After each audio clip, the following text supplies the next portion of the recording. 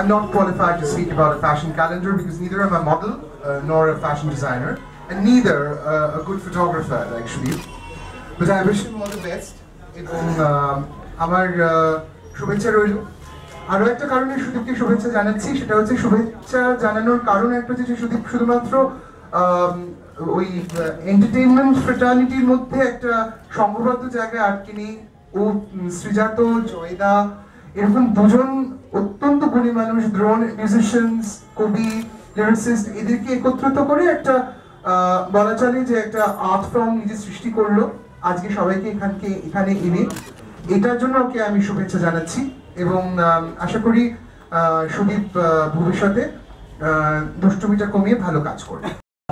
ওর কথাই বলবার চেষ্টা করেন, জয় সুরে বলবার চেষ্টা করেন, সুরে বলবার চেষ্টা করেন, সেটাই ও ছবিতে বলবার চেষ্টা করেন। আমরা সবাই মিলে একটাই চেষ্টা করছি, সেই চেষ্টাটা ওর হাত দিয়ে ফটোগ্রাফিতে বেরিয়ে আসছে।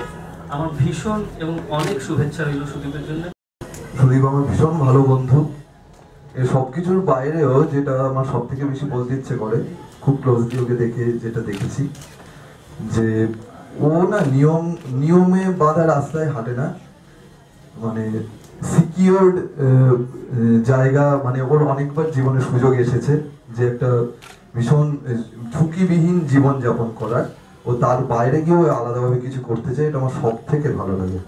সবসময় ঝুঁকি নিতে চায়, ঝুঁকি নিতে পারেও, এই সাহসটা সবার থাকে না। আর আরেকটা সিক্রেট আজকে বলে দিচ্ছি, সুদীপ 2015 বিয়ে করছে কিন্তু, এটা কেউ জানে না, মনে হয় পাত্রীও ঠিক হয়ে গেছে, মানে কিন্তু 2015 বিয়ে করবে। হ্যাঁ, এই ক্যালেন্ডারের মধ্যেই সেই দিনটাও আছে কিন্তু। হ্যাঁ, থ্যাংক ইউ।